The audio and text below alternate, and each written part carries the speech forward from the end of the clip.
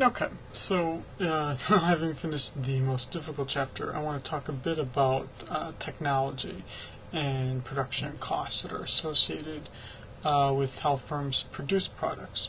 So in the last chapter we derived the demand curve, and we looked at why the demand curve is downward sloping based on the willingness and ability of consumers to buy goods at particular prices. So now we're going to look deeper at the issue of how firms make their decisions. And in some sense, it's like talking about why the supply curve is upward sloping. So, just to talk about it theoretically at least, before I start writing things out. Why do firms exist? You could say that firms exist for tax purposes, for instance, because they liability purposes. They they allow a person to take more risk but not take it personally, right? They can do it under the name of the corporation, and if the corporation fails, then the corporation fails, rather than the person being personally responsible. Or you could say that a firm exists from an economics perspective to what we call minimized transaction costs. What that means is that firms exist so that we gain efficiency by, like if I wanted to start my own university, I would have to hire individuals, I would have to find classrooms, and et cetera, et cetera.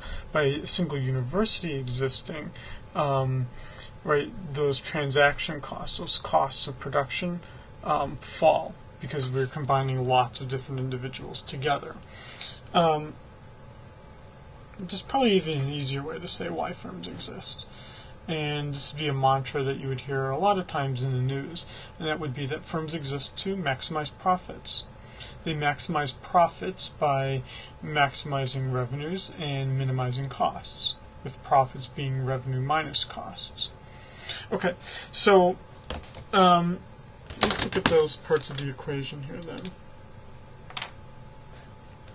So if we say that firms exist, now I'm going to write my profit as the pi symbol, and I'll see that quite often. If firms exist to maximize profit, then profit, let me get a different marker here, then firms would exist to have the difference between the total revenue and the total cost, that difference be maximized, the profits be maximized, where total revenue is simply the price of the good times the quantity of the good, and that total costs, well, it's a little bit more complicated, but we could say that it is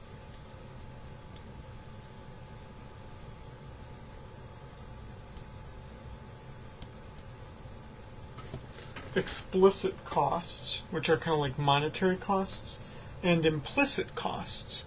That would be what we know as the opportunity costs, right? What we could have done instead. So actual things where we actually spend money versus things where its opportunity is lost. Okay, for the most part, we are not going to talk about economic profit. Economic profit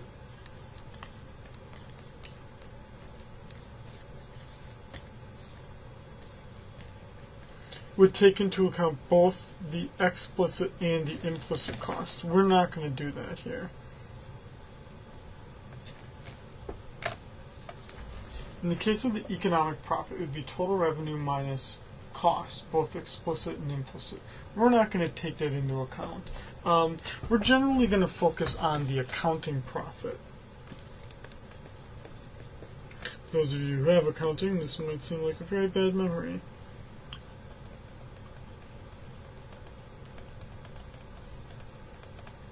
So we're only going to take into account explicit costs here. Now, to talk about costs, we're going to need to talk about production. right? Because the cost here is going to be the way in which you are able to design your production process. That's going to affect your costs. And we're actually going to need to break this down into the short run and into the long run. Because in any sort of production technique, there are going to be some things that you can change and some things that you cannot, right? So as a university here, we have some ability to get rid of some employees rather easily, right? They're either not under any long-term contract, and they just work by the hour, and so those would be individuals you get rid of rather easily. But there might be employees under long-term employment contracts. They might be tenured, they might be in a union that has a bargaining agreement that doesn't allow you to get rid of them easily. Which means that some things are variable and scalable to the size of your operations, and some things might not be. Just like we might rent a building, near the university, we could get out of that leasing agreement. Whereas there's some buildings that we own, and they're more fixed over time. So that would mean that in the short run,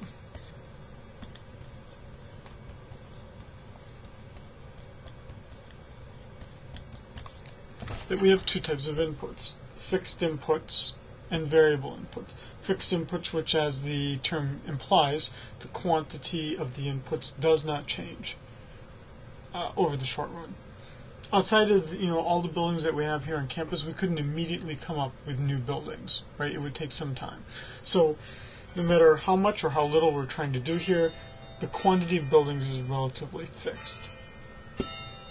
But then there's obviously variable inputs. We can buy more electricity. We can buy more food. There are some things that we can change over time.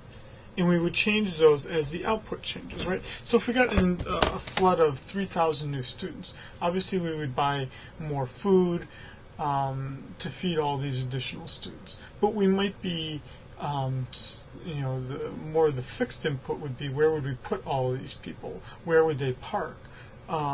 Who would teach them? Where would they be taught? Those would be the constraints as imposed by the fixed inputs. Okay. Let's make our life a little easier and think of there just being two inputs in the world: labor and capital. K is going to stand for capital, primarily because Germans were some of the first economists, and capital in the German language starts with a K. So K is going to stand for capital, L is going to stand for labor. And in the short run, we're generally going to think, this is a little bit American here in this sense, that labor is the variable input. We can change it, we can hire people, fire people, but capital is the fixed input. Okay.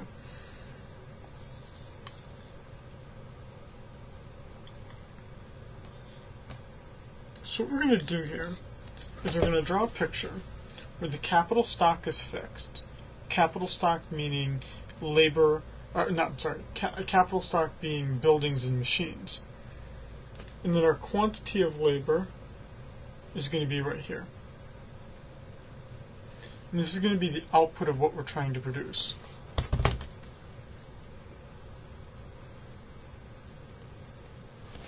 Now, what we're going to see is that what we're going to need to graph out here is what's called the total product and the marginal product.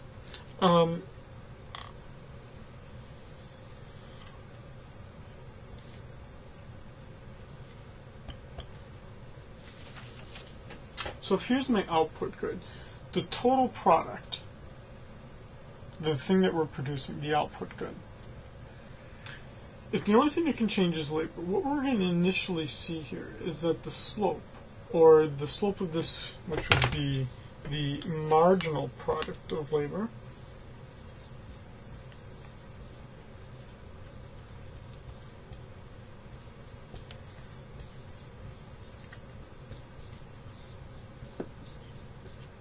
which would essentially be the change in the output or the change in labor, that at initial points the marginal product of labor is actually increasing at an increasing rate. You're actually able to produce more stuff. The marginal product is actually increasing. The total product would be increasing at an increasing rate. And then your workers are becoming less and less and less productive. So here it is increasing, but at a decreasing rate. And then eventually it might even decrease. Now, why might it decrease? Because at that point your workers might be stealing, they might be able to get out of going to work because there's so many workers that you have. Here, the workers are becoming more productive because you have all these machines but no one to use them. And you get some specialization. By this point you're over-specialized. So here would be, if a firm is trying to decide how many workers to hire and how much stuff they need to produce, they're going to look at this and they're going to say, okay, at the initial stages, if I hire workers, they're going to be incredibly productive. The marginal productivity of labor is going to be increasing. This is going to be increasing at an increasing rate, my total productivity. But then eventually the workers are going to become less and less productive. And at some point, they actually might be a harm to the organization. Which would basically mean that if we were to draw the marginal product of labor on a picture, which is essentially say, what if we were to draw just out the slope of this curve in this graph here? Then it would look something like this, right? The slope is increasing, then decreasing, and then can become negative. Becoming negative where this is turning negative. Now, that's going to be useful to us because that's going to allow us to talk about now the cost curves. And there's going to be four types of costs, four major types of costs that we need to talk about. What I'll do is, just for the sake of organizing things, I'll stop the video here and I'll pick it up with costs in the next part of the video.